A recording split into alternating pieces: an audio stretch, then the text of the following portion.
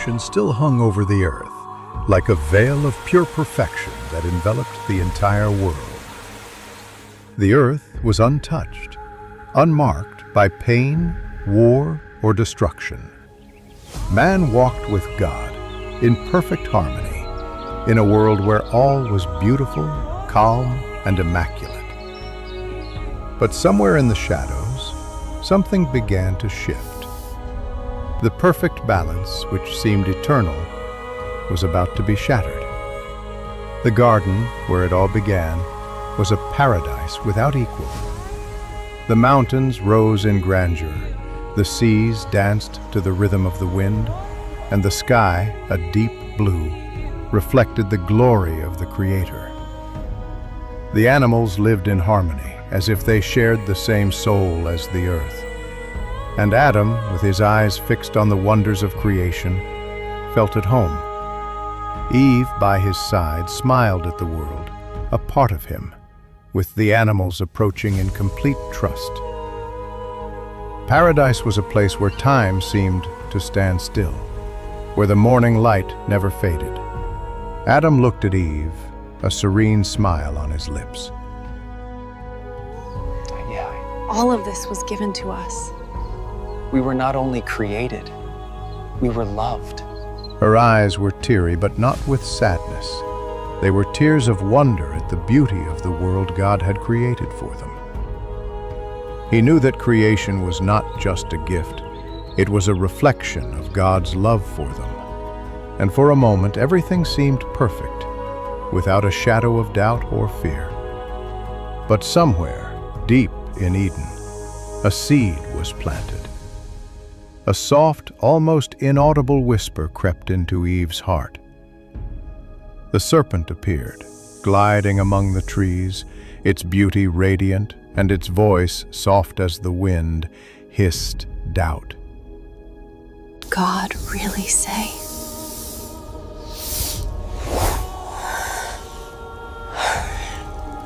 A malicious suggestion that spread like wildfire, touching the woman's heart. Doubt was born where once there had been complete trust.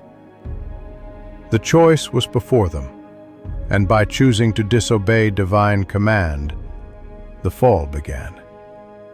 Suddenly, the world changed. Eden, that perfect refuge, became but a distant memory. The man and woman were driven from the garden, and a flaming sword was placed at the entrance, marking the separation between earth and heaven. They were alone, cut off from God's presence, now aware of their vulnerability and the depth of the sin they had brought into the world. Paradise was lost forever, and with it, the innocence of Adam and Eve. When Eve gave birth to Cain, there was pain in her eyes and a deep sadness in her heart. The birth of a child should be a celebration, but now the joy was somber, mixed with the knowledge that the world would be different. Sin had already infiltrated their lineage, and generations to come would bear the weight of that choice. Cain grew to be proud, distant, and, deep down, increasingly alienated from God's goodness. Abel, on the other hand, was different. Humble and devout, he dedicated his life to the Lord. With respect and reverence, he offered the Creator the best of his flock. I will offer the best of my sheep. He understood that to honor God, it was necessary to give the best of himself. Cain, for his part, watched in silence, bitter. He offered God the last of his harvest, the fruits left over from the earth, without attention, without love. He chose the best fruits for himself and left the worst for God. And in offering his offering, Cain felt he was fulfilling an obligation, not an act of worship. God was pleased with Abel's offering, but rejected Cain's. The difference was clear. Abel offered from the heart, with genuine faith, while Cain simply gave what he didn't want. Sin was now completely ingrained in his heart. When Cain saw that his offering was rejected, anger overcame him. Jealousy, pride, bitterness, all of it converged on a single point. He looked at his brother with hatred. The field became the scene of his wrath. Cain, consumed with rage, approached Abel. Wordless, unrepentant, he raised his hand against his brother. The field, once a place of growth and life, became the tomb of the righteous. Cain killed Abel, and the blood of his righteous brother cried out from the earth, echoing in God's ears. The silence that followed was deep and dense, as if creation itself had paused to mourn the loss. God looked upon the scene, and for a moment the face of his presence was hidden. Cain, now marked by guilt, fled. He left behind his mother's gaze, the pain in his father's eyes, and went on to live as a wanderer, wandering a world now well acquainted with the weight of sin. Life went on, but it was different. Evil had spread, and Abel's blood cried out for justice. Seth, Adam and Eve's other son, was born. His lineage, though marked by pain and the fall, still sought God. But sin had become ingrained in the following generations, and humanity moved toward an uncertain future, ever further from the original purity of creation. Human knowledge began to expand. The first cities arose on the fertile plains. Tribes became great nations, and men began to dominate the earth. They tamed animals, shaped metals, and created music and art. But despite all the progress, corruption continued to spread like a shadow over every aspect of life. Men began to name the winds, carve images, build altars and temples. But the true relationship with God had been lost, and offerings were now made heartlessly, like Cain's. Evil grew, and the seeds of sin were already deeply planted in humanity. Tribes and cities continued to expand, but what had begun in Eden now seemed a distant legend, a story men had forgotten. Sin, which began with a simple choice, spread throughout the world, becoming a part of everything humanity touched. But few called upon the name of the Lord. In a world increasingly distant from the goodness and purity of old, hearts grew hard. Among those who still remembered God, one man stood out, Lamech, a descendant of Cain, a man of sharp words and violent hands, proclaimed his strength and his vengeance as a trophy. I have killed a man for wounding me. If Cain's mark demands vengeance sevenfold, that mine shall be 77-fold. He had become a symbol of pride and destruction, a promise of endless retaliation. Revenge seemed to be his only religion, and with it, he infected those around him. The era was marked by pioneering spirit, but also by human ego. Man, increasingly alienated from his essence, began to see force as the only language capable of defining the world. Yet, even in this world of violence and pride, other names emerged. Jabal, the father of those who lived in tents and raised livestock, knew nomadic life, but also dependence on the land and the heavens. Jubal, the master of melodies, crafted bone flutes and harps with strings made from the plants that grew around his village. Tubal-Cain, the blacksmith, mastered metal and the art of war, forging spears and swords, a testament to the rise and fall of humanity. Art and destruction were born together, in a paradox where the beauty of creation was inevitably intertwined with the devastating force that humanity now sought. As cities grew, men began to form kingdoms. Leaders became kings, and palaces of rough stone rose in the valleys, dominating the landscape as monuments to human vanity. Festivals and sacrifices took over daily life. Altars were erected not to God, but to idols of power, wealth, and glory. People, once humble and with hearts set on devotion, now indulged in a vicious cycle of ego worship. The search for the divine was replaced by the relentless pursuit of self-exaltation. From above, the Lord observed this transformation. The distance between man and God grew. The Lord saw how faith was giving way to power and how men's hearts became increasingly insensitive to truth. The search for spiritual understanding was being overtaken by arrogance and the will to dominate. The connection with the Creator was disintegrating, but still a spark of hope remained. In the days of Enosh, something began to change. People, tired of their own decay, began to call upon the name of the Lord once more. This moment, though small compared to the great abyss of corruption, brought a breeze of hope. In the hearts of the righteous, a flame of faith still burned, though dim, like embers in the darkness. Mankind was lost, but there were still those who sought, still those who remembered the Creator. Creation, however, was no longer the same. The trees seemed less green, the skies less clear. The animals became more cautious, more distant, as if aware of the corruption that was taking over the world. The earth, restless, seemed to reflect the pain of the sin that men had sown. Everything had changed, and the echo of human choice still reverberated in every living being, in every stone, in every river. And then, the whispers began to grow. Ancient tales began to be whispered among men, stories of celestial beings who had descended to earth, the Watchers. Their presence inspired a mixture of awe and fear. Men called them gods, while women saw them as saviors. These beings, sent to observe humanity, were beginning to break the limits of their divine mission. Behold, how beautiful are the daughters of men.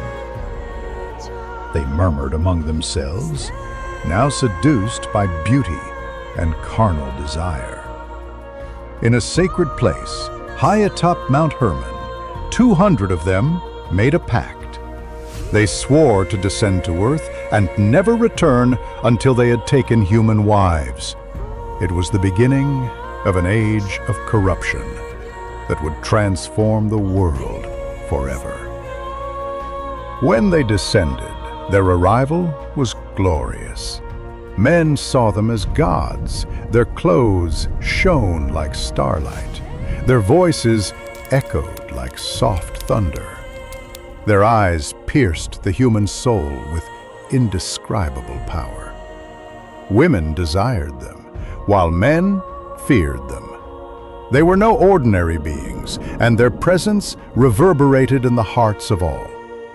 Human women, fascinated by their supernatural beauty, surrendered themselves to them.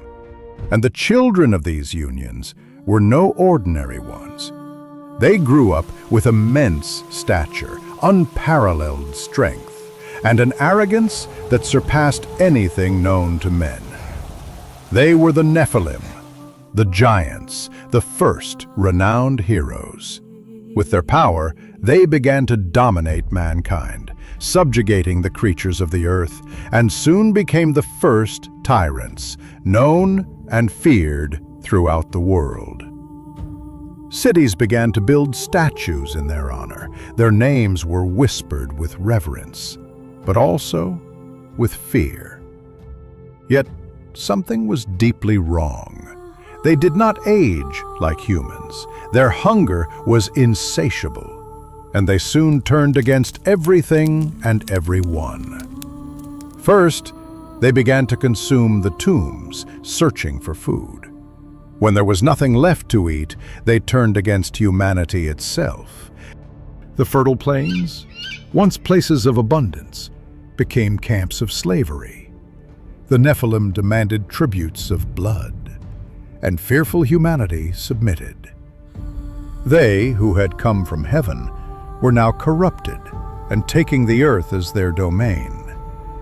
Knowledge, given by those who were supposed to be observers, was now used as a means of control. Witchcraft, astrology, enchantments, genetic manipulation, hallucinogenic herbs, and weapons of war spread like a cancer among mankind. The sky began to darken. Azazel, one of the leaders of the Watchers, taught men to forge swords, shields, and armor. He also instructed women in seduction and the use of makeup to gain power, teaching them to summon the elements of the earth. Knowledge was transformed into power, and power was used for control. War became an art, and lust a religion. The blood of men flowed over the stones like wine, nourishing the gods and their followers. The world was sinking into an abyss of destruction. Amidst this decay, a new race of creatures was born. The hybrids. Abominations, monsters, spawned from the union between the children of the Watchers and human women. Beast-like beings, with immense strength, a monster-like appearance, eyes that expressed their rage, iron skin, and voices that could drive men mad. These distorted and monstrous creatures belonged to no natural order. Creation was being violated, and the wounds opened by the fall were widening. The world was collapsing, and humanity, with its blind eyes, could not see the depths of the abyss in which it found itself. The choices made in the days of Adam and Eve had reverberated for generations, and now the consequences were more visible than ever. Man, who had been created in the image and likeness of God, was becoming a shadow of his former self. The human heart had turned away from the light. Faith had become legend, and the Creator's name was remembered only in whispers. Pride had replaced obedience, and wisdom was replaced by corrupting curiosity. Man yearned for power, for control, for eternity. And it was in this burning desire that he encountered the Watchers. They descended from on high, covered in splendor. Their faces shone like fire, and their eyes held the reflection of the stars. They came in the form of glory, and the world bowed before them.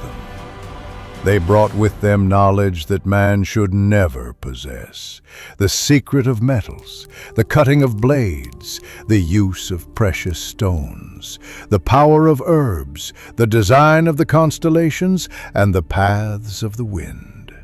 Men called them masters, and later, gods. They built altars in their honor, erected towers and temples that touched the clouds, and offered sacrifices to them. Women adorned their bodies with gold and rare perfumes, seeking the favor of the celestial beings. And the Watchers, overcome by vanity, accepted worship. What had begun as instruction became worship. What was wisdom turned into idolatry.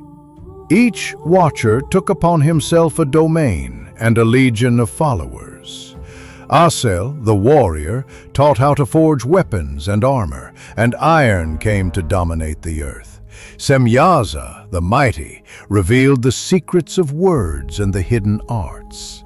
Barakel showed men the path of the stars, and women the power of enchantments. Kokabel, the luminous one, taught how to read the stars and control the weather. And many others, each with their own heresy, shaped humanity in their image. And so, the Watchers became kings over the nations. Their voices were heard in assemblies. Their names were engraved on stones, their images carved in gold and ivory. The people called them sons of heaven, and the true God was forgotten. Men raised their eyes not to the Creator, but to the mountains where the Watchers dwelt. There, lightning was seen as signs of their wrath, and the wind as the whisper of their presence. And from them were born the giants, the sons of corruption, beings who united the strength of angels with the flesh of men. They were monsters of power and fury, of immense size and deformed souls. They had voices that made the hills tremble, and eyes that burned like fire. They ate the fruit of the earth, the livestock, and even men themselves. When there was nothing left to devour, they turned on each other, and the blood of the giants stained the ground. But even in their destruction, they were worshipped. Nations erected colossuses in their image, statues with iron wings and stone faces. People offered their sons and daughters in sacrifice, and around their temples, crowds danced and sang hymns in languages heaven had forgotten. Violence became law. Justice was buried. Love and compassion disappeared. Power was the new faith, and strength was the new God. Kings sought counsel from the Watchers, priests served idols, and magicians summoned spirits that brought confusion and destruction. The world had become a furnace of sin, and the breath of life began to corrupt. The Watchers ruled over the people with an iron fist and promises of glory. They controlled the seasons, manipulated the weather, and guided the minds of men like a blind flock. And men served them with devotion, believing that these false gods could grant them immortality. They built entire cities dedicated to them, temples upon the seas, palaces carved into the mountains, altars covered in blood and incense. The prayers that once rose to the Creator now faded into smoke before the thrones of the Watchers. The heavens themselves were covered in shame. The stars seemed to fade in lamentation. The faithful angels watched in silence, and the earth trembled under the weight of the abomination. The heart of man, corrupted and hardened, no longer sought redemption. Evil had become nature, and goodness a rare vestige.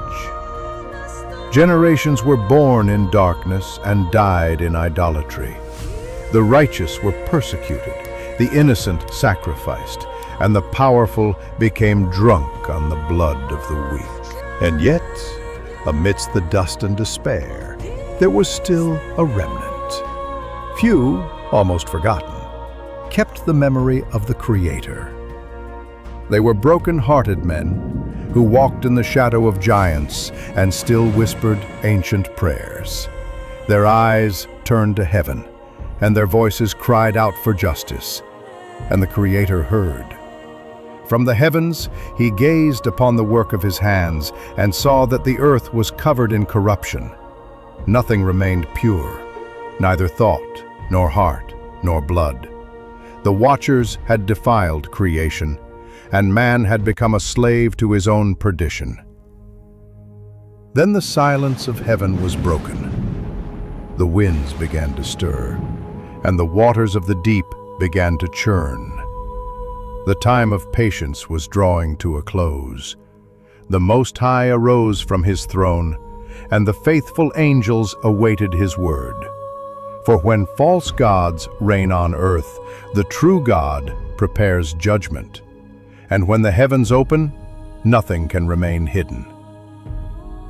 The roar of justice drew near, and the whole earth trembled, waiting for the voice that had once created the world, the same voice that would now come to purify it. And the heavens watched in silence, but not all were silent. A man walked with God. His name was Enoch. A descendant of Seth, he did not accept the course of the earth. His eyes saw beyond the veil. His dreams were prophetic. In a vision, he saw the throne of God and heard, "Go and proclaim the judgment that is to come." Enoch stood before the crowds and shouted, The Most High sees. Nothing is hidden. The Watchers will be judged. The giants will fall. But they mocked him. They laughed at his words and tried to silence him. Enoch, however, was unafraid. He wrote everything on stone and on parchment paper. His records spoke of portals, celestial spheres, angelic hosts, and the day of the great judgment. And then, one day, Enoch disappeared. He was no longer seen among men. They said God had taken him for himself, snatched him away before evil consumed all. And his absence was felt like the extinguishing of the last flame in the night. Without warning and without limits, the Watchers continued their work. The forest began to wither. The ground trembled. The stars seemed less bright. The rivers changed course. Nature groaned under the weight of corruption. The sky, once blue, had grown heavy and gray, and the winds carried omens. The cry of the earth reached the heavens, and the Most High summoned his holy angels. What has been done cannot continue. The Watchers will be chained, their children extinguished, the earth purified. The archangel Uriel was sent to Enoch, already in the heavens, to write the sentence of the fallen angels. Michael, Raphael, and Gabriel prepared for the execution of the judgment. But on earth, corruption still spread like an invisible plague. Men built towers that tore through the clouds, trying to touch the heavens. They said they wanted to reach the gods, but their hearts longed only to be like them. Women offered their children in rituals to the Nephilim, believing that the blood of the innocent would bring power and protection. Blood cried out from the earth, and its sound was like thunder in the ears of God. The Watchers taught men the art of mastering the elements. They controlled fire and wind, shaped the weather, and altered the seasons. But every spell cast, every secret revealed, further eroded the balance of creation. The world burned with magic, cruelty, and darkness. The seas became impure, crops rotted before harvest, and the skies were covered in smoke. The nights were no longer silent.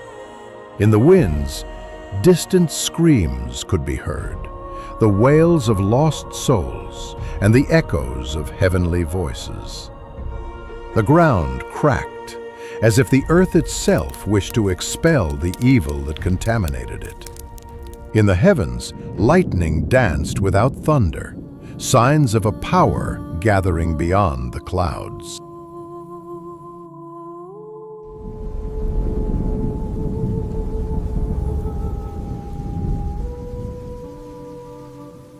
It was as if all creation knew something was coming. The birds fled westward, the beasts abandoned their dens, and the very air seemed denser, as if breathing judgment. Even the giants, in their arrogance, looked to the heavens and feared what they did not understand. The angels watched, prepared for the final command. And the Most High spoke. The time of cleansing is come. The earth will be washed clean, and the blood of the innocent will be avenged. The Watchers who corrupted the flesh will be cast into the depths. The giants will perish beneath the waves, and a new covenant will rise from the waters.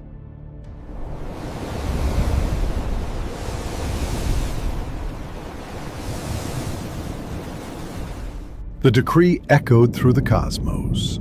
The stars trembled, and the sea responded with fury. The clouds began to gather over the mountains like a heavenly army, and amid thunder and lightning, the name of the Lord was heard again.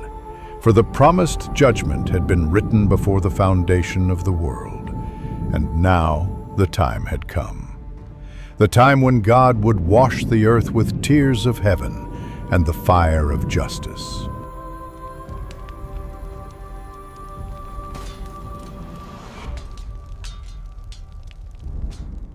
When the light of creation had become but a distant memory, the world was filled with corruption.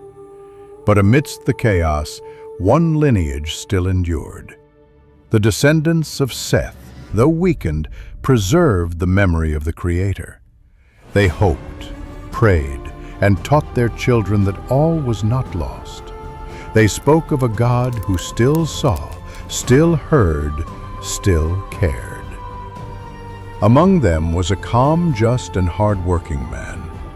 While others lost themselves in violence and depravity, he walked among the trees and listened to the voice of the wind.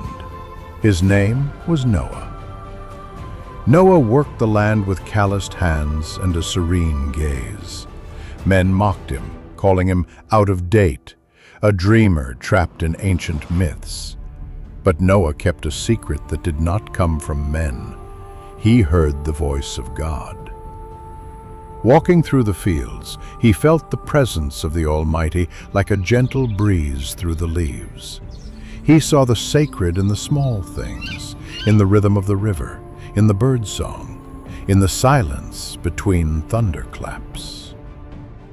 While the world descended into madness, Noah cultivated faith.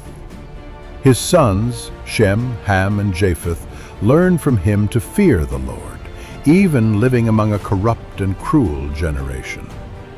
While the people worshipped false gods and the Nephilim reigned as tyrants, Noah and his household remained faithful, sustained by something the world had forgotten.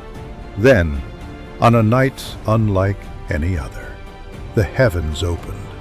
The darkness shimmered in hues humanity had never seen. Lights danced like rivers of fire in the stars. A presence descended upon Noah, powerful and serene, and a voice, like thunder mingled with wind, spoke to his spirit. The end of all flesh has come before me. The earth is filled with violence.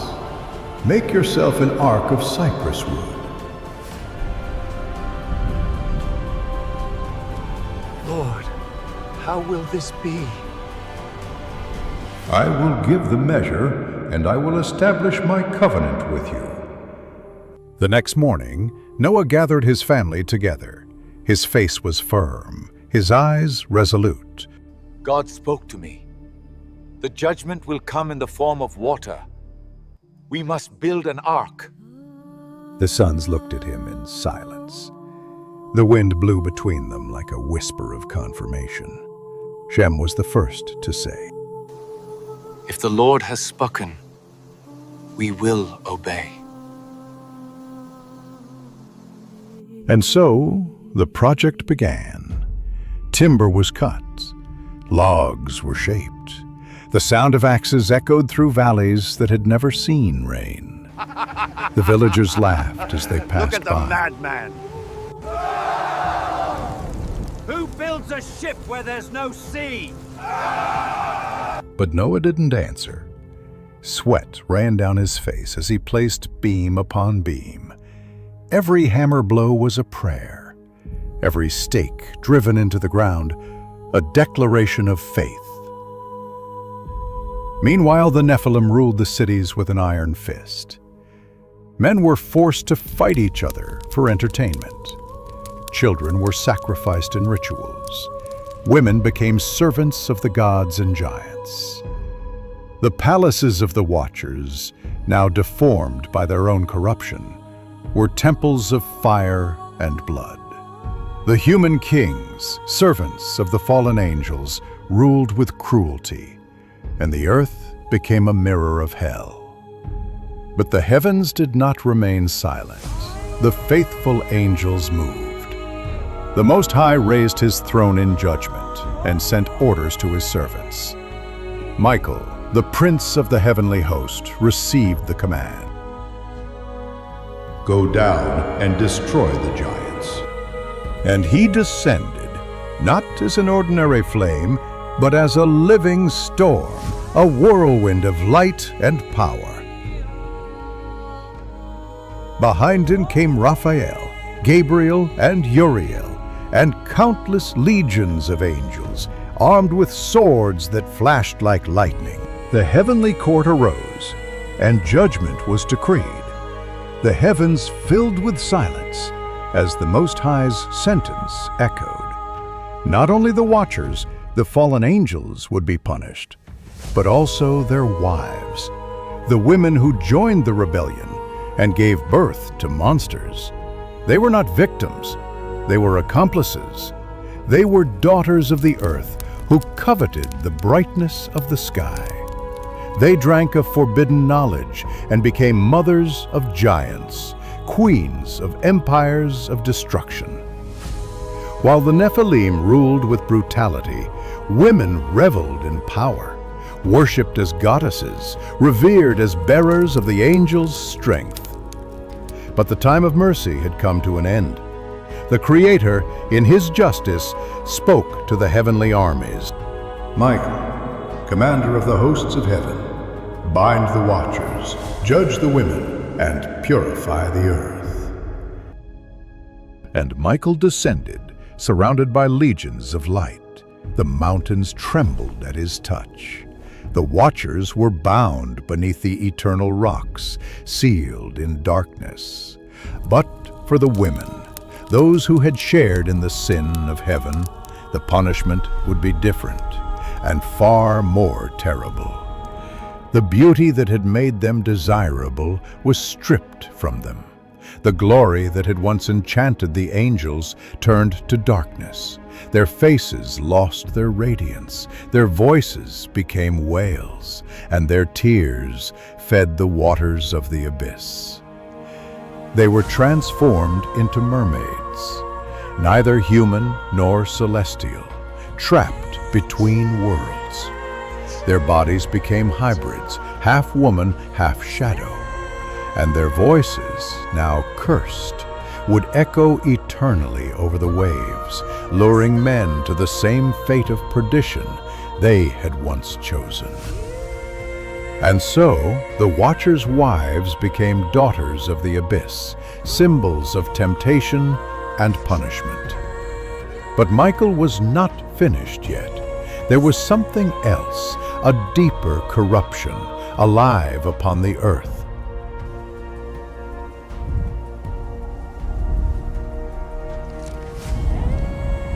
The Nephilim, the giants, the children of angels and women.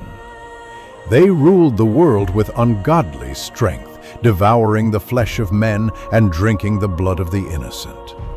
Their cities were temples of cruelty, and their thrones altars of pain.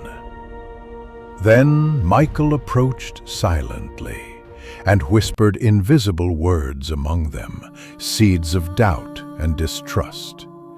A divine breath spread the poison of division among the giants, and what had been a united army became a field of treason. The brothers began to turn against each other. One accused the other of seeking the angels' favor.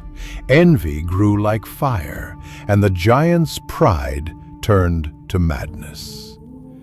And so, the war between the Nephilim began. The earth shook with their footsteps, and the sound of their battles echoed through the valleys. The mountains split open under the weight of their falling bodies, and the giants' blood flowed like rivers, drowning the plains.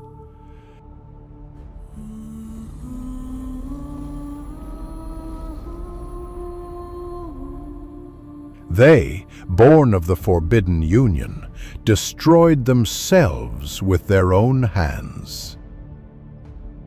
Michael watched from above. His mission required no sword, only justice. For the pride of the Nephilim would be their downfall, and God's judgment would be fulfilled through their own corruption. When the last giant fell, the winds ceased, the seas fell silent, and the voices of the watchers' wives, now sirens, wailed among the waves, singing for their dead children, weeping for a glory that would never return. Then Michael raised his sword. The firmament rent with light, and the voice of God echoed once more, "Corruption has been cut from the earth. The time of judgment has begun." The sky fell silent, and the earth awaited what was to come. The Watchers, captured and defeated, were chained by Michael and cast into caverns of eternal darkness, prisons of stone and fire, where they would await the day of judgment. The world fell silent for a moment, but the air was still heavy. The waters, which had been guarded since creation, began to churn. Noah looked up to the sky. The wind changed. The birds ceased their song. And for the first time, the thunder came without lightning. It was the harbinger, the countdown to judgment. The time for mercy was running out. And the distant sound of rain, still invisible, could already be heard in the halls of heaven.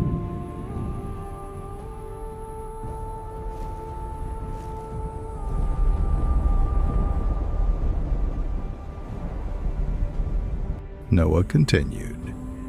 Day after day he hammered away under the sun and the mockery. The ark grew before the eyes of the world, a wooden fortress erected in the middle of the plain, a home for the living amid approaching death. 3 stories, countless compartments, and, like a silent mystery, the animals began to arrive. They came from every corner of the earth, guided not by trails, but by an invisible instinct, as if obeying an ancient call. Lions walked side by side with lambs. Serpents coiled silently, without venom. Eagles perched beside doves, and the impossible became real before men's eyes. But men did not believe. The mocking laughter still echoed in the villages. The feasts did not cease. On the contrary, they increased. Orgies multiplied like plagues. God's name was mocked in the squares and taverns. While Noah preached, he hammered. And while he hammered, he wept.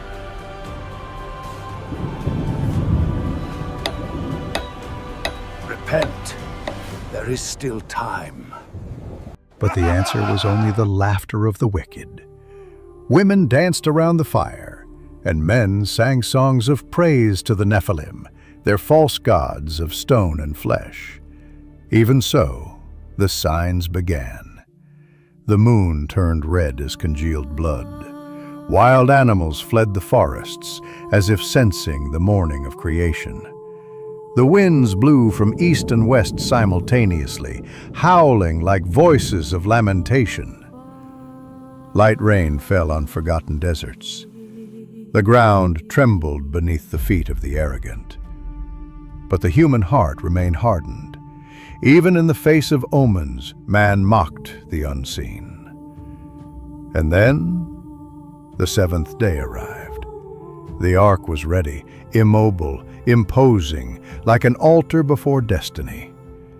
God spoke one last time. "Come, you and all your household, into the ark, for I have found in you a righteous man in this generation." Noah didn't answer. He just looked at the horizon, and the horizon seemed to look back. He gathered his family. One by one they entered the great vessel, without fanfare, without goodbyes. The silence of the obedient contrasted with the noise of the crowd. Coward! Come celebrate with us! Noah simply closed his eyes, and a tear fell onto the wood he himself had anointed with tears and faith.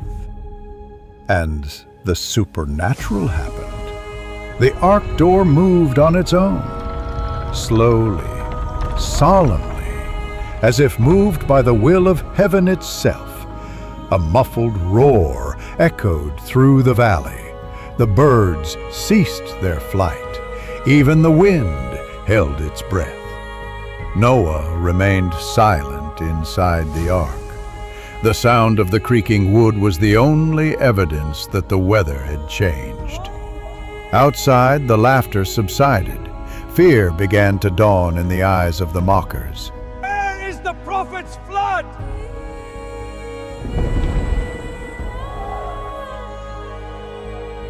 But the sky no longer smiled. The first drop fell, a heavy, solitary drop, which streaked the dust of the earth and dissolved like a divine tear. Then another, and another. The laughter ceased. Children ran. Men looked up in astonishment. The wind roared. The clouds twisted, forming colossal eyes of vapor and lightning. And then the firmament tore. The floodgates of heaven opened, and what descended was not rain. It was judgment. The water fell furiously, dense, alive, as if it had a consciousness. Lightning slashed the veil of the sky like spears hurled by warring angels. The ground shook, and violent fountains gushed from the earth itself, opening deep wounds in the soil. Creation, once perfect, began to crumble before the Creator. Inside the ark, Noah prayed. His voice was a whisper lost amid the roaring of the waves. The animals howled, roared, and banged against the walls, overcome by primordial fear. But the ark held, sustained by a strength that was not human. The drops became waves, the waves became seas, and the seas swallowed the world. The paths disappeared, the houses dissolved, the cities were wiped off the map. Outside, panic reigned. Those who had mocked now cried out. Noah, open the door. Let us in. Forgive us. Now we believe. But the door had been sealed by the hand of God Himself. No human force could break it. But it was too late. Faith is not born of fear. It is born of repentance. And the time for repentance had passed. The waters rose with relentless speed. What had once been solid ground now became an abyss. 1,000-year-old trees fell like fragile branches before the force of judgment. Towers erected in homage to the Nephilim crumbled like sand before the wind of divine wrath. Mountains, once proud, began to disappear beneath the veil of water. The screams of men mingled with the roar of the flood, a symphony of despair, thunder, and judgment. The few giants that remained, once feared as gods, tried to resist. With brutal blows, they lifted rocks, defied the waves, roared against the sky. But the force that descended was not just water. It was justice. One of them, overcome by the madness of pride, cried out in a thunderous voice, We are eternal! And then a liquid wall swallowed him, forever silencing the arrogance of those who believed themselves immortal. The altars of the Watchers were ripped from the ground. The statues fell. The profane inscriptions disappeared under the weight of the abyss. Corrupted knowledge, sorcery, and lust, all were swallowed up. The entire earth seemed to weep as it was washed with tears and rage. God's justice, ignored for generations, now descended like an avalanche. What had been mockery was now a scream. What had been pride was now terror. Inside the ark, Noah embraced his wife. Ham held Japheth's shoulders tightly, trying to contain the fear that trembled in his hands. Shem, looking up at the ceiling creaking under the storm, muttered, God has kept his word.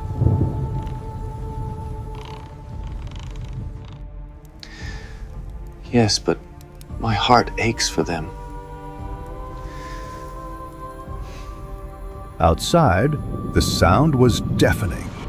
For 40 days and 40 nights, the waters did not cease. Each dawn was darker than the last. Each thunderclap sounded like the roar of celestial beasts. Lightning slashed across the sky like swords in an invisible war. The living earth now mourned its own corruption. There were no more cities, no more music, no more feasts. The watchers were chained in the abyss of darkness. The Nephilim lay in the depths. Nightmares drowned beneath the chaos. Humanity had been reduced to a single family, a small remnant surrounded by wood, faith, and hope. The waters rose above the highest mountains. Ararat, Sinai, the peaks of the world, all were swallowed. And then, the world fell silent. There were no more screams. There was no more war, only the sound of the wind, the rain, and the ark floating in the middle of nowhere. Inside, days blended into nights. Time dissolved in the incessant sway of the waves. The sounds of animals filled the interior, a living chorus within a floating tomb. On the surface of the waters floated driftwood, torn clothes, the ruins of temples and cities. It was the cemetery of the old world. What had once been dominion was now a memory. Human pride had sunk, too heavy to be saved. But God had not forgotten his promise. Above the clouds, the light still shone. The angels watched the ark with silent reverence, for what survived within it was not just flesh. It was the future itself, the seed of humanity, the echo of grace. Gradually, the fury began to subside. The rain lost its violence. The thunder receded like a vanquished beast. The clouds parted, revealing a golden slash in the sky. A single ray of sunlight broke through the mist. It was the first in many days, a reminder that life still existed. The ark floated solemnly, alone, like a witness between two worlds. The old had been judged. The new was still being born. And for a time, the earth waited. The sun returned, timidly, over a silent world. The ark rocked on the waters that covered the entire earth. Noah kept faith as the days turned into weeks and the weeks into months. The wind brought a new scent, not of death, but of promise. Then Noah released a raven, then a dove, and when it returned, bearing an olive branch in its beak, hope blossomed within that silent ark. Reverently, Noah knelt, his calloused hands lifted, and he gave thanks. The waters receded, the mountains reappeared. The ark rested gently on Mount Ararat, like a heart finally finding rest after a storm. Then God spoke. "Come out of the ark. Multiply. Fill the earth again." The door opened and light flooded in. The animals emerged, free, walking on the mud that would soon be life. And Noah, with slow steps, stepped onto the ground. The same ground that had been judged now received blessing. He built an altar, the first altar of a new world, and there, in silence, he offered a sacrifice to the God who judges. but also renews. The aroma rose to the heavens, and God spoke. Never again will I destroy all flesh. As long as the earth exists, there will be seed time and harvest, cold and heat, day and night. And then the seal of the covenant appeared, an arc of colors crossing the heavens, an eternal reminder that justice may wound, but mercy always heals.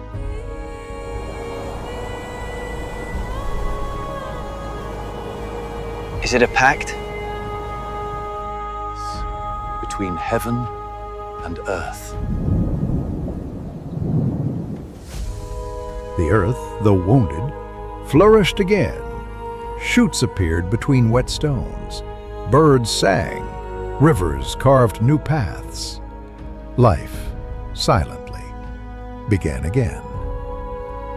The cold nights brought stories and hope. Noah's sons worked.